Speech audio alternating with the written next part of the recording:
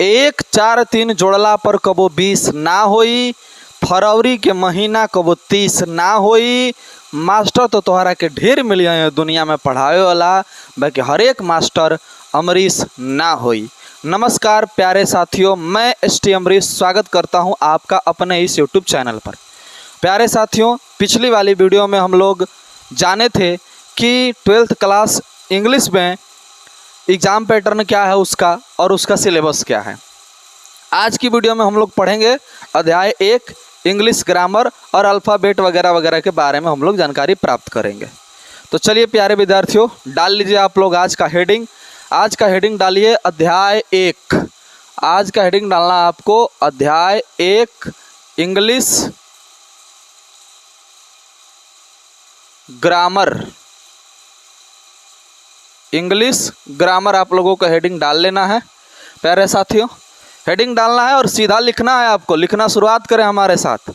बहसबाजी no बहसबाजी, लिखना शुरू करेंगे एकदम। इंग्लिश ग्रामर की परिभाषा पहले लिखिए और इधर लिखिएगा इंग्लिश ग्रामर, लिख के ऐसे डैश। सभी को मालूम है इंग्लिश जो शब्द लिखा है बोर्ड पर उसका हिंदी अंग्रेजी होता है और ग्रामर शब्द का अर्थ जो होता है हिंदी में वो व्याकरण होता है। सवाल पूछ रहा कि इंग्लिश ग्रामर क्या है। आइए पहले इसकी परिभाषा लिखते हैं। तो इंग्लिश ग्रामर क्या है प्यारे साथियों, लिखेंगे इंग्लिश ग्रामर। इंग्लिश ग्रामर लिखेंगे इंग्लिश ग्रामर वह शास्त्र है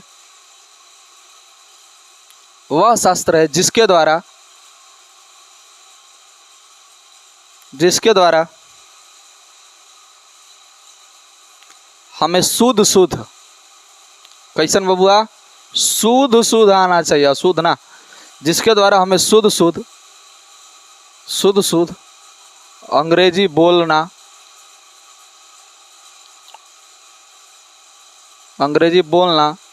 लिखना तथा पढ़ना आ जाए। तो इंग्लिश ग्रामर क्या है? इंग्लिश ग्रामर एक शास्त्र है जिसके द्वारा हम क्या करते हैं, शुद्ध अंग्रेजी पढ़ना सीख लेंगे, शुद्ध बोलना सीख लेंगे और शुद्ध लिखना भी सीख लेंगे। समझ में आई बात? नीचे लिखेंगे इंग्लिश ग्रामर के प्रकार। इसके नीचे जस्ट लिखिए इंग्लिश ग्रामर के प्रकार। इंग्लिश ग्रामर के प्रकार। तो बाबू इंग्लिश ग्रामर के 5 प्रकार होते हैं। कितने प्रकार होते हैं? 5। कोई पूछे इंग्लिश ग्रामर कितने प्रकार? 5 प्रकार। Number 1 orthography.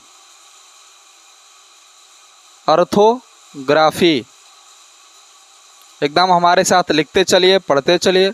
ऑर्थोग्राफी का मतलब क्या होता है? वर्ण विचार। ऑर्थोग्राफी का मतलब वर्ण विचार। नंबर 2 लिखिएगा इटिमोलॉजी।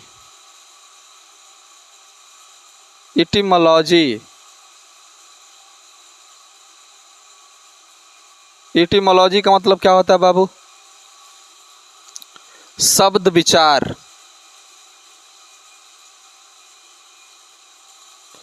नंबर 3 लिखिएगा सिंटैक्स।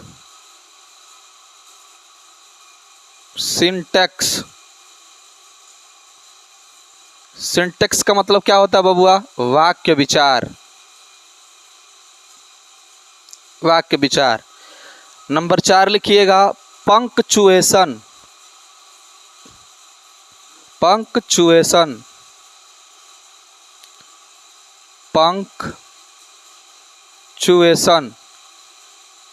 पंक्चुएशन का हिंदी अर्थ क्या होता है? चिन्ह विराम। चिन्ह विचार, कोई इसी को चिन्ह विराम भी कहता है। आप दोनों बात लिख लेंगे, चिन्ह विचार कहिए, चिन्ह विराम कहिए। नंबर 5 लिखिएगा प्रोजोडी। नंबर 5 प्रोजोडी। प्रोजोडी का मतलब होता है छंद विचार। तो प्यारे साथियों, हमने अभी जाना कि इंग्लिश ग्रामर किसे कहते हैं। शुद्ध पढ़ना लिखना जिस शास्त्र के द्वारा अंग्रेजी आ जाए उसको हम लोग कहते हैं इंग्लिश ग्रामर। इंग्लिश ग्रामर के कितने प्रकार है? 5 प्रकार है। कौन कौन? ऑर्थोग्राफी, एटिमोलॉजी, सिंटैक्स, पंक्चुएशन, प्रोजोडी, 5 प्रकार है। क्लियर हो गया? इतना सा आप लिख लेंगे। अगर किसी को स्क्रीनशॉट लेने का मन करे वो स्क्रीनशॉट भी ले सकता। मैं 1-2 सेकंड के लिए यहाँ से गायब हो जाता हूँ, तो आप स्क्रीनशॉट भी ले सकते हैं। यकीन करता हूँ आप लोग लिख लिए होंगे। चलिए अब हम आगे बढ़ते हैं बाबू। आगे इसी अध्याय 1 में ही हेडिंग डालिएगा आप लोग, नीचे अल्फ़ाबेट हेडिंग डालिएगा। मैं इसे मिटा देता हूँ, उसके बाद लिखूँगा, क्योंकि मेरे पास इतना स्पेस ही है। आगे जगह नहीं है नीचे लिखने के लिए तो मिटा के ही लिखूँगा। आप लोग को तो मिटाना है नहीं, कलम कॉपी पर लिख रहे होंगे तो वहाँ कैसे मिटाइएगा, तो आप लोग उसके नीचे अब लिखिएगा, ठीक है। इसमें हेडिंग डालिएगा नीचे अल्फ़ाबेट। क्या हेडिंग डालिएगा? अल्फ़ाबेट। तो अब इसी के नीचे हेडिंग डालिए अल्फ़ाबेट क्या होता है। अल्फ़ाबेट हिंदी में इसको कहते हैं बाबू वर्णमाला।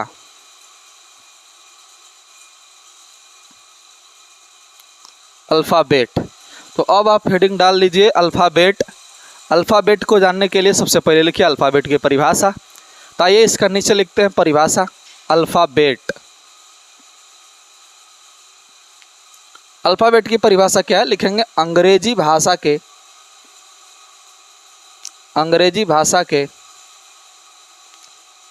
26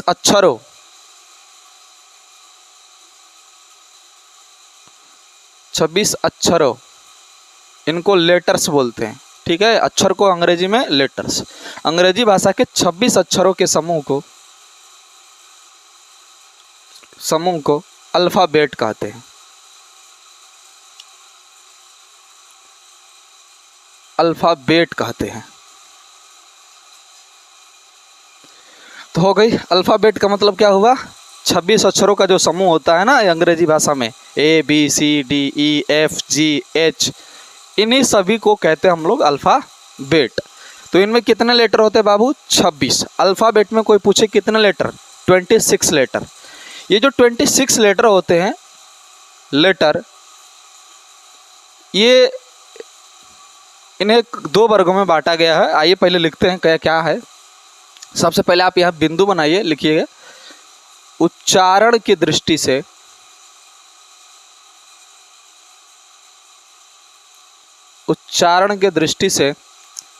लेटर्स को 2 वर्गों में बांटा गया है।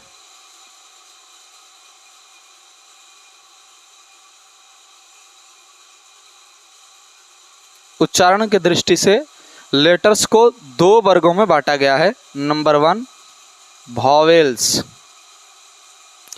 वॉवेल्स को हिंदी में हम लोग स्वर कहते हैं। लिखेंगे वॉवेल्स की परिभाषा। वॉवेल्स क्या है? A, E, I, O, U।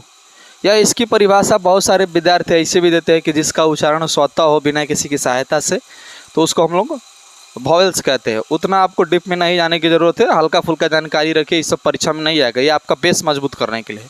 A, E, I, O, U को वॉवेल कहते हैं, वॉवेल्स कहते हैं। नंबर 2 लिखिएगा कॉन्सोनेंट्स। कॉन्सोनेंट्स व्यंजन, हिंदी में इसको व्यंजन कहते हैं। इसे कॉन्सोनेंट किसे कहेंगे? तो लिखेंगे A, E, I, O, U को छोड़कर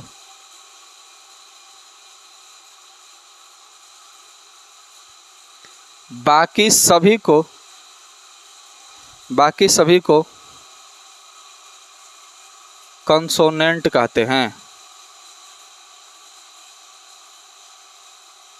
कंसोनेंट कहते हैं। तो A, E, I, O, U 5 ठो भावेल हो गया, और इसको छोड़ दीजिएगा 26 को में से, तो 21 को जो बचेगा उसे हम लोग कॉन्सोनेंट कहेंगे, ठीक है। तो 5 भावेल हो गया, 5 कॉन्सोनेंट हो गया। भावेल के विषय में भी जान लिए आप लोग, कॉन्सोनेंट्स के विषय में भी जान लिए। अब एक जानकारी और रखिएगा बिंदु बना के कि सेमी भावेल नाम का भी कोई चीज़ होता है। तो सेमी भावेल की संख्या 2 है, W और Y। सेमी वॉवेल को हिंदी में कहा जाता अर्धस्वर, अर्धस्वर कहा जाता है। इसकी संख्या 2 है, W है एक और एक Y है, इनकी संख्या 2। तो सेमी वॉवेल भी होते हैं, 2 होते हैं सेमी वॉवेल। आइए अब आगे बढ़ते हैं हम लोग। उच्चारण की दृष्टि से लिख लिए, नीचे फिर बिंदु बना के ऐसे लिखिएगा। लिखावट की दृष्टि से, लिखावट की दृष्टि से लेटर्स को 2 वर्गों में बांटा गया है।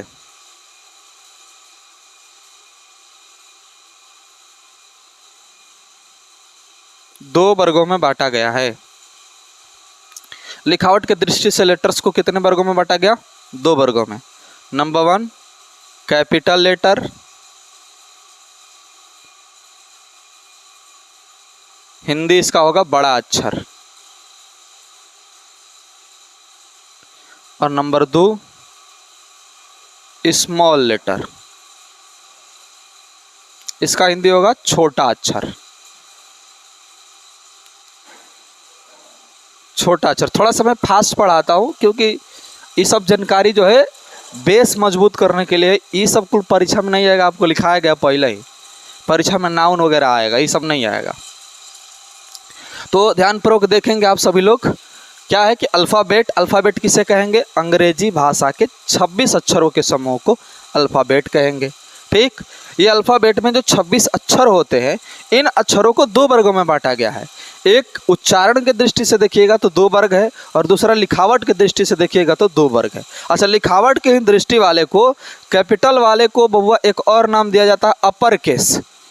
कैपिटल वाले को ही दिया जाता है एक और नाम अपर केस, और स्मॉल लेटर वाले को एक और दिया जाता है नाम अपर केस, लोअर केस इसको बोला जाता है। तो कोई अपर केस भी कहे तो समझ लीजिएगा कि बड़े अक्षरों को बोल रहा है, और नहीं होता बड़का बीसीडी छोटका बीसीडी। तो बड़का बीसीडी को अंग्रेजी में कहते हैं कैपिटल लेटर, चाहे अपर केस, और छोटका बीसीडी को कहते हैं स्मॉल लेटर, चाहे कहिए लोअर केस, बतिया बराबर है।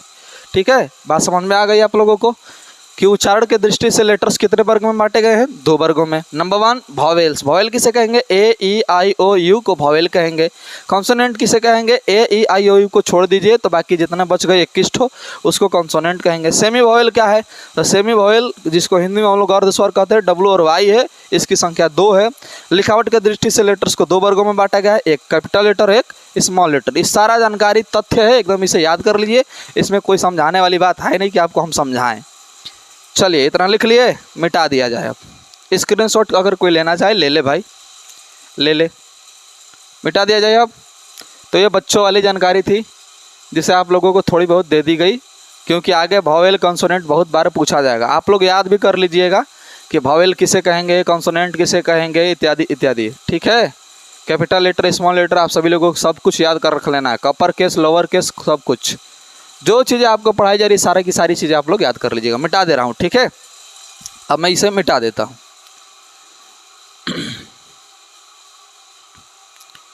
इसे मिटा देता हूँ। इसके साथ साथ आप लोगों को कुछ स्पेलिंग्स भी याद करने पड़ेंगे।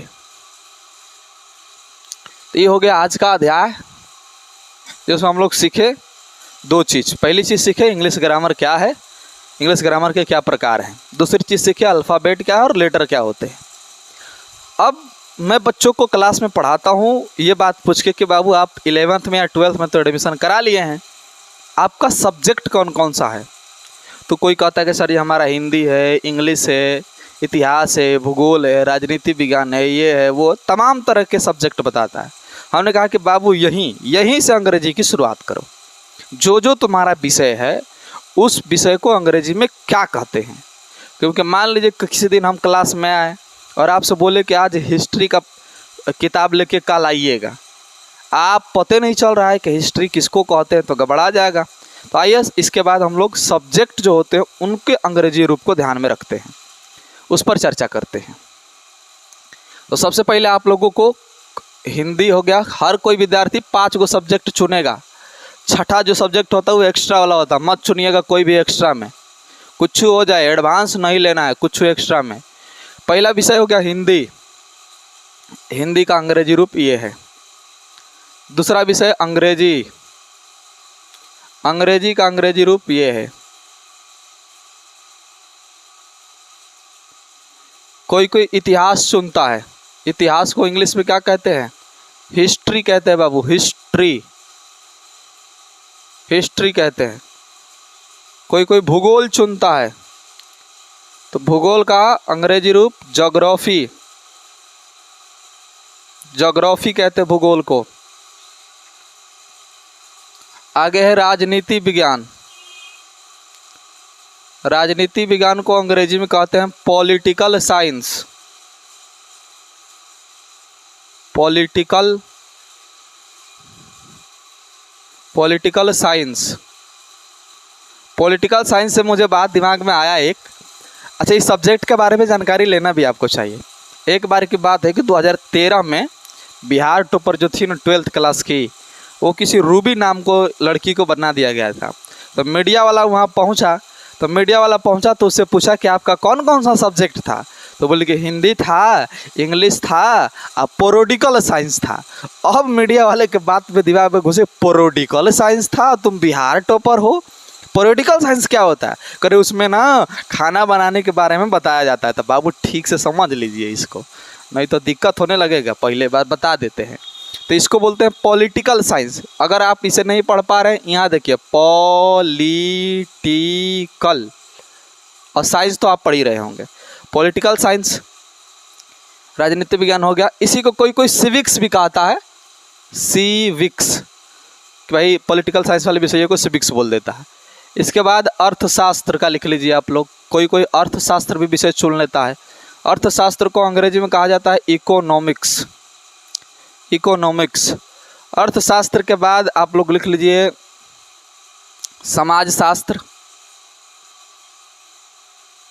समाजशास्त्र विषय को कहा जाता है अंग्रेजी में सोशियोलॉजी, सोशियोलॉजी। इसके बाद लिख लीजिए मनोविज्ञान, मनोविज्ञान को अंग्रेजी में कहा जाता है साइकोलॉजी, साइकोलॉजी। मनोविज्ञान हो गया, समाजशास्त्र, अर्थशास्त्र, राजनीति विज्ञान। एक आप विषय होता है आपदा प्रबंधन, आपदा प्रबंधन, इसको अंग्रेजी में कहा जाता है disaster management, disaster management, disaster management. एक विषय आता है संगीत का, इसको अंग्रेजी में कहते हैं म्यूजिक, संगीत को अंग्रेजी में क्या कहते हैं बबुआ? म्यूजिक कहते हैं।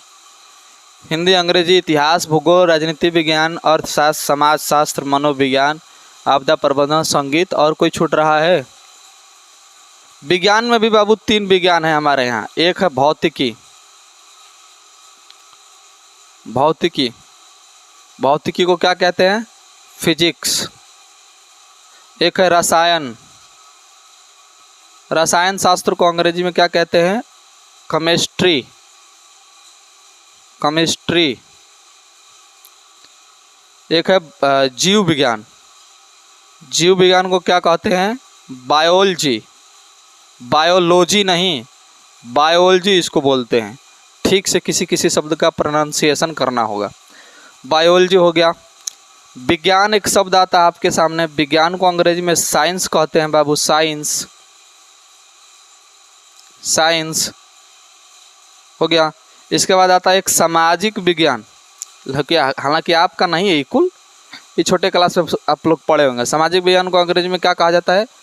सोशल साइंस, सोशल साइंस कहा जाता है। तो लगभग इन्हीं सारों में से किसी न किसी विषय को आप लोग भी चुने होंगे, जिसका अंग्रेजी रूप आप लोग याद कर लीजिएगा। तो प्यारे साथियों, आज की क्लास में हम यहीं रखते हैं। अगली क्लास में हम लोग सीखेंगे नाउन, कि नाउन किसे कहते हैं। नाउन के बाद हम लोग नंबर पढ़ेंगे। आज के लिए इतना ही, मिलेंगे हम आप लोगों से कल। आज थोड़ा सा हमने थोड़ा तेज़ी में पढ़ाया है, तो आप लोग थोड़ा सा मैनेज कर लीजिएगा। नमस्कार, जय हिंद, मिलेंगे आप लोगों से अगले वीडियो में।